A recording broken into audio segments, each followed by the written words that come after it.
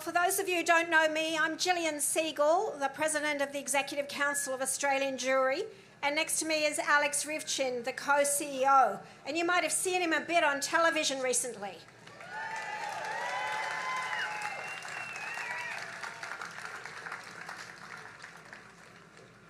So I'm going to just talk a little bit about things we all know, but I just think we should not forget, and it sets the context of where we are today and what we intend to do.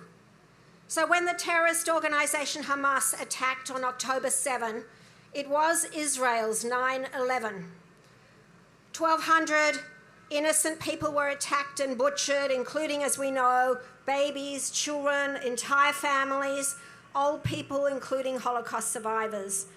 And young children were killed in front of their parents, and parents in front of their children. And we know from all the evidence that's come out that heads were chopped off, and young and old were raped and killed. And despite some people denying it, the terrorists wore body cams, and so they wanted to record and revel in the killing of Jews. And now we all know, and history will know, what has happened. Over 3,300 living in the area were injured, many through their houses being lit alight and supposedly safe rooms where they were sheltering incinerated. And we know that 242 were taken hostage. And each hostage, as we've heard earlier this morning, was someone's loved one. And many actually were involved in peace initiatives with people across the border in Gaza. So it was not only a tragedy for them and a tragedy for their families, but a tragedy for the world.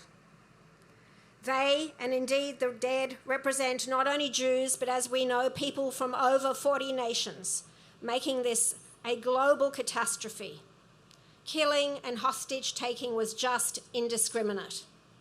So let us be clear, October 7 broke the fake peace. There can be no ceasefire until every hostage has been released.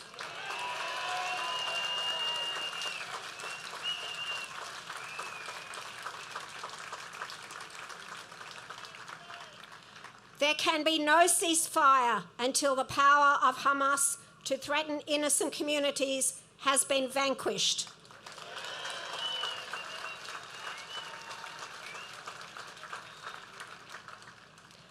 Before Israel even began its response to the October 7 atrocities, we saw the uprising of anti-Semitism here and in the rest of the world, against Jews on the steps of our own Sydney Opera House.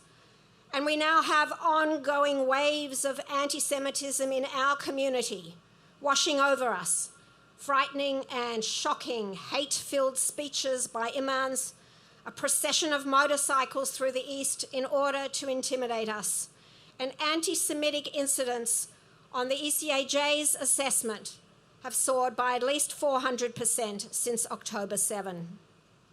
We will not be intimidated.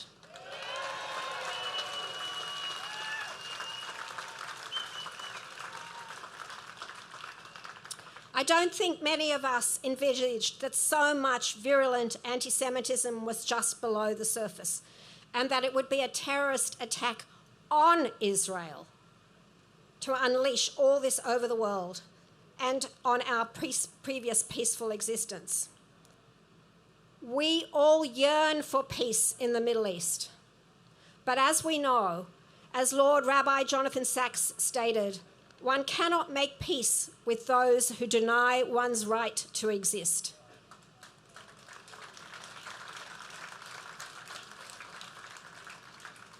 We also yearn for our peaceful existence here in Australia before October 7. But while peace in the Middle East will be in the hands of international diplomats, the Israeli government and the IDF, we must tackle anti-Semitism here, and we will.